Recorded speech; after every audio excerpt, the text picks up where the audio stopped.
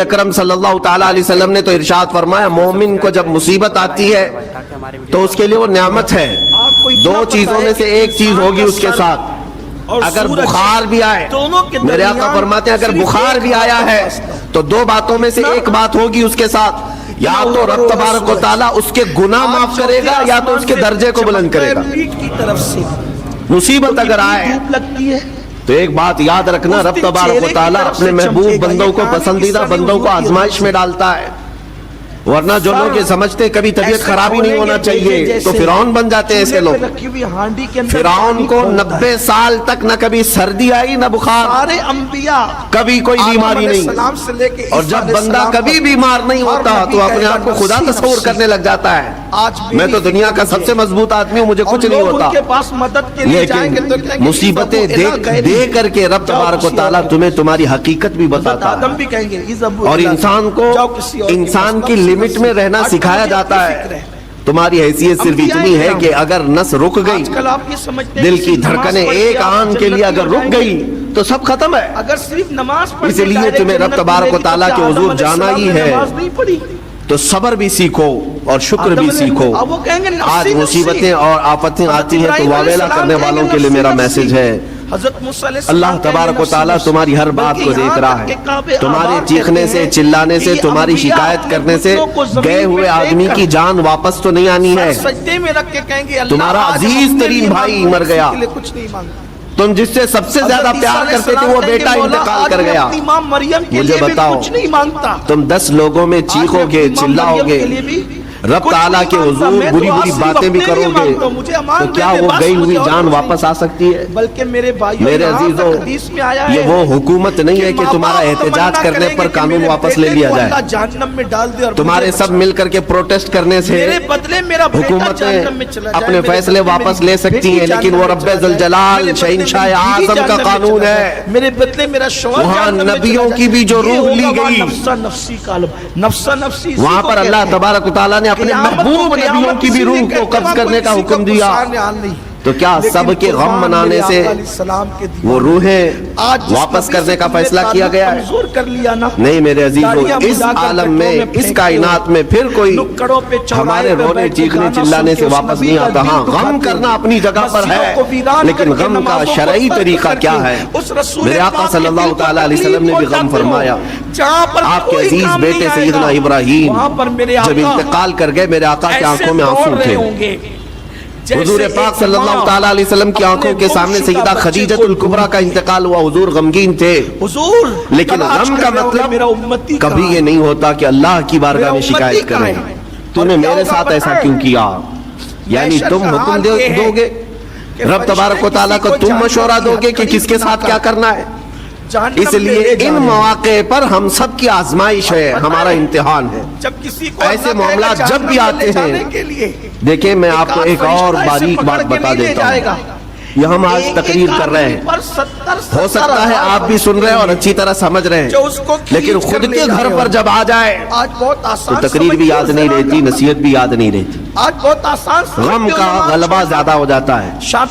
ایسے اوقات میں حکم کیا ہے مومنین کو، میرے گھر پر میں جانتا ہوں شکایت نہیں کرنا چاہیے، میں جانتا ہوں غموں کے وقت صبر کرنا چاہیے، پھر بھی اگر میرے گھر میں آ گئی مصیبت تو مومنین کے لیے حکم یہ ہے کہ تم نے اب تک جو سنا تھا حدیثیں وغیرہ اس کو یاد دلاؤ، یعنی مجھے یاد دلاؤ۔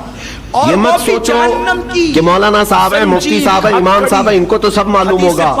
غم کا غلبہ جب آ جاتا ہے تو اچھے اچھوں کو یاد نہیں رہتا، مومنین کو کہا گیا ہے کہ وہ یاد دہانی کریں کہ جس کے ساتھ بھی مصیبت آئے مومنین، دوسرے مومنین اسے صبر کی تلقین کریں، اسے جا کر کے حوصلہ دیں اور اسے تسلی دیں۔ اب میں آتا ہوں ان باتوں کی طرف جو لوگ مصیبتوں کو برا سمجھتے ہیں۔ ایک صحابی تھے، ان کی شادی ہو گئی، ایک صحابیہ سے نکاح ہوا تھا مدینے میں، سال بھر خوشحالی سے گزرتے رہے، بہت اچھے دن گزرے، سال ختم ہونے کو تھا کہ خاتون جو ہے لڑائی کرنا شروع کر دیتی، کہتی مجھے تمہارے ساتھ رہنا نہیں، مجھے طلاق چاہیے، ڈائریکٹ طلاق۔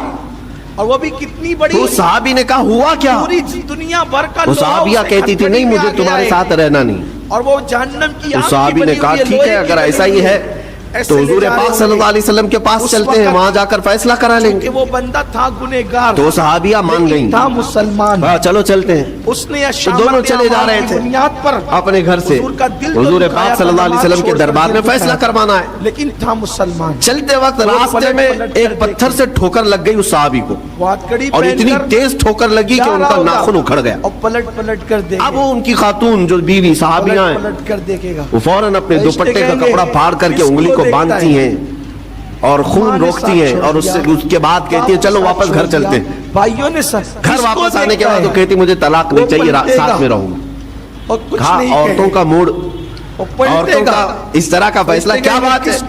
تو صحابیہ کہتی ہے میں نے سنا ہے کہ جب کبھی کوئی بندہ بیمار نہیں ہوتا تو اللہ اسے پسند نہیں کرتا. میں نے جب سے تم سے شادی کی ہے سال بھر ہو گئے, ایک بار بھی تم کو بیمار ہوتے نہیں دیکھا. مجھے ایسا لگنے لگا کہ کہیں تم اللہ کے ناپسندیدہ بندے تو نہیں ہو, اس لیے میں تمہارے ساتھ نہیں رہنا چاہتی تھی. اب جب راستے میں ٹھوکر لگ کر ناخن اکھڑ گیا تو مجھے احساس ہوا کہ اللہ تجھے بھی پسند کرتا, میں تیرے ساتھ رہنے کو تیار ہوں. وہ صحابیہ تھی. میرے عزیزو, اس کا مطلب یہ نہیں کہ ہم آپس میں ایک دوسرے کے بیمار ہونے کے انتظار میں رہیں. شوہر یہ سوچے کہ میری بیوی بیمار کیوں نہیں ہوتی, اور بیوی یہ سوچتی رہے کہ میرا شوہر بیمار کب ہوگا. وہ توکل کا اعلیٰ درجہ ہے. انتظار اور تمنا مت کرو بیمار ہونے کا, بلکہ بیماری آ جائے تو اللہ کا شکر ادا کرو. کتنی آ جائے تو صبر کرو. نبی بھی دیا تو وہ عزیزان گرامی وقار, جس کو قیامت میں ہم اپنی نہیں آج اپنی امت کی امام حسین کیا تم اس اور ان نبی کے کا رفقاء گرامی اپنے آپ کو عاشق نہیں بناؤ گے؟ رضوان اللہ علیہم اجمعین کو یاد کرتے ہیں تو صرف رونے کے لیے نہیں, بولو نبی یا صرف غم منانے کے لیے نہیں, بلکہ داستان کربلا سنانے کا ایک عظیم مقصد یہ ہوتا ہے کہ نوجوانوں کے اندر بلکہ بوڑھے اور بچوں کے اندر بھی ایمانی جذبہ ایسا آ جائے کہ وہ ہر مصیبت پر ڈٹ کر کھڑے ہو سکے, ہر یزیدی کا مقابلہ کر سکے. ایک تو اس کا میسج یہ ہے, اور دوسرا میسج یہ ہے کہ چاہے جیسی بھی مصیبتیں آئیں ایمان کے ساتھ رہنا ہے, صبر اور شکر کو ہرگز نہیں چھوڑنا ہے. مصیبتیں ہمارے پاس اب اتنی بڑی تو نہیں آتی کہ ایک خاندان کے اتنے لوگوں کو کاٹ دیا جائے, ایسی مصیبتیں تو نہیں آئی. اب جو کچھ بھی آتی ہمارے ساتھ وہ مال کی کمی کی, کبھی دکان میں دھندا نہیں چلتا, کبھی بچے کسی کو نہیں ہو رہے, یا پھر گھر میں کوئی بیمار ہے, کوئی مستقل بیماری آ گئی ہے. مومن کے لیے خیر کھانا ہے, زیادہ آسائش اور آرام کی فکر نہ کرو. بلکہ اس کی زنجیر کو صرف دیکھ لیں گے تو حضور کی نکاح کا یہ معجزہ دنیا دیکھے گی کہ اتنی بڑی زنجیر حضور کے دیکھنے کی وجہ سے کٹر کے زمین پہ گر جائے گی, اسی عذاب میں دیا جائے گا. آقا فرمائیں گے چھوڑو یہ میرا ہے, فرشتے خدا کی طرف دیکھیں گے, وہ اللہ جو سبزوں سے پاک ہے. اللہ فرمائے گا دیکھتے کیا ہو, جو میرا محبوب کہتا ہے وہی کرو, کیونکہ وعدہ کیا ہے ہمیں تجھے اتنا دیں گے کہ تو راضی ہو جائے گا. آج اس سزا کے لیے جنت عطا کی جاتی ہے. انسان کو مغرور بنا دیتی ہے, تکبر والا بنا دیتی ہے, گھمنڈی بنا دیتی ہے. اور اللہ تبارک و تعالیٰ کی بارگاہ میں ہمیشہ سر بسجود رہنے والا وہ بندہ ہے جو مصیبتوں میں گھرا رہتا ہے. دنیا میں بھی مفید, کچھ نہ کچھ مصیبتیں ایسی ہیں جو تمہیں مسجد تک لاتی ہیں, قرآن تک لاتی ہیں, تسبیح تک لاتی ہیں, اور کوئی مصیبت نہ ہو, کوئی تکلیف نہ ہو تو پھر جلدی بندہ اللہ کو بھی یاد نہیں کرتا. اسی لیے رب تبارک و تعالیٰ کی بارگاہ میں کچھ فرشتے ایسے ہیں جب تم رو رو کر کے دعائیں کرتے ہو پھر یہ کہتے ہو میری دعائی نہیں قبول ہوتی.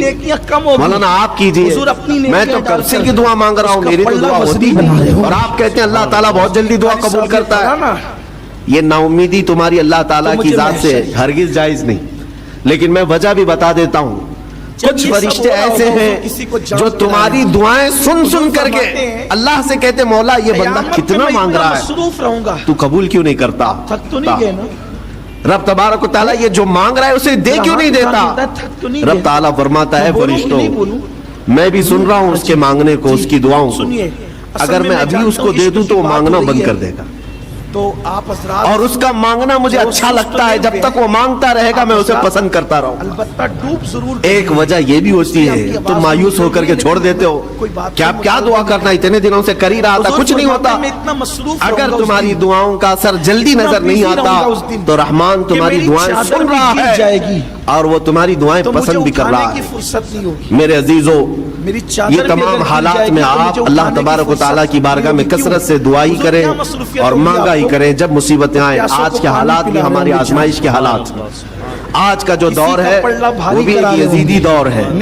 یہاں پر جگہ جگہ جو مسلمانوں کے ساتھ حالات ہیں یہ ہمارے لیے آزمائش کا دور ہے. بہت بڑا امتحان چل رہا ہے. ان حالات میں مسلمانوں کو چاہیے وہ اپنے ایمان کے ساتھ ڈٹے رہیں, استقامت.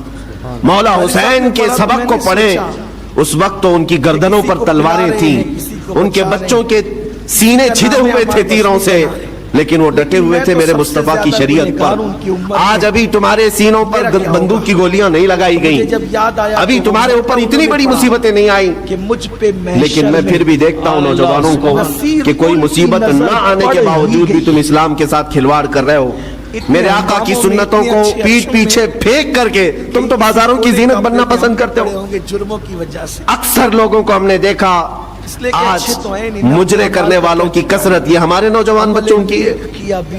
یہ اپنے جسموں کی نمائش کرنا اس کو فیشن سمجھتے نہیں. میرے عزیزوں, امت مصطفیٰ اور وہ بھی امام حسن اور امام حسین کے غلام اس مردار دنیا پر کبھی بھی اپنی حکومت نہیں چاہتے.